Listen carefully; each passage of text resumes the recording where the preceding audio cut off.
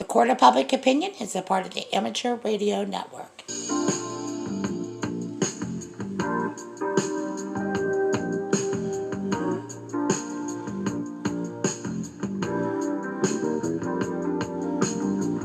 And welcome to our broadcast here at the Court of Public Opinion. The information that we have learned is packed with information. I could end up taking you a couple different directions. I hope that it's fluid. One. Okay, let me take you down the road where Maria Bartiromo from Fox Business was interviewing Michael Flynn's attorney. And they had uncovered some other things that came out, which will take us a different direction about how the election was thrown for Biden. Okay, and I'm going to put the whole story together so that it makes more sense. Well, the voting system's rigged, and that's what Trump was saying, is that this system is rigged. And the system is Dominion Voting Systems, which has a software that is put into the machines that process the elections. Now, if you remember Sharpiegate, that was one of the stories, is that, like, how could they know that those votes got counted?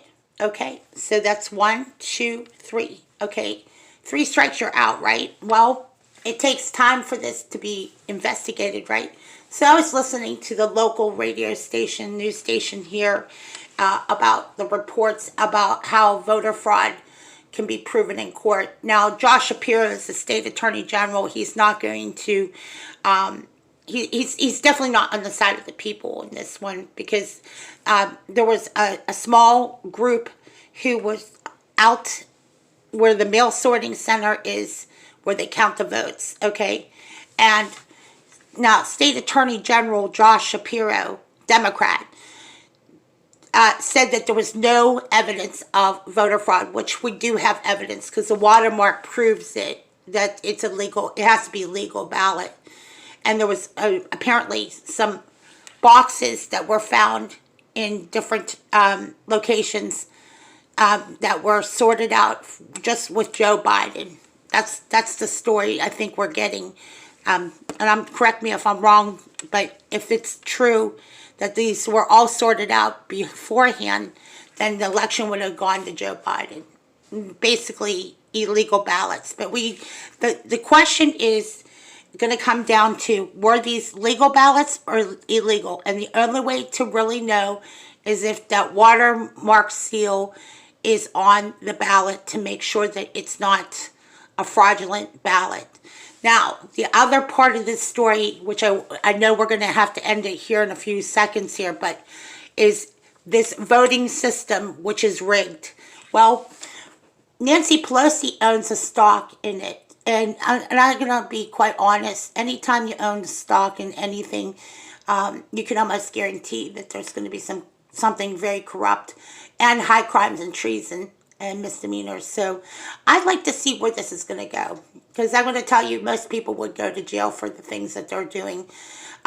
If you haven't also heard the report, you could see that somebody, like in the case of Bill Gates, they're all prepared to do forced vaccinations. So is Biden. So this election is important for a lot of reasons, because of the forced vaccinations that Biden wants to enforce.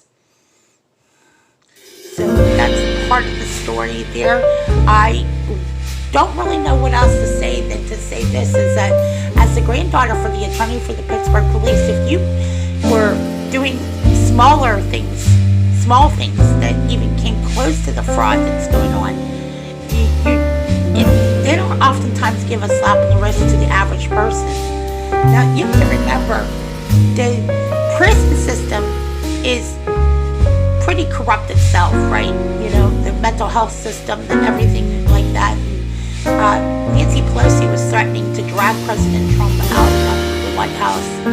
I would say this: if these threats went on as long as they did, I am going to say that it may not work out for these people that made these threats. I'm just saying that threatening the police and threatening Donald Trump, I think that law enforcement is involved now to the degree where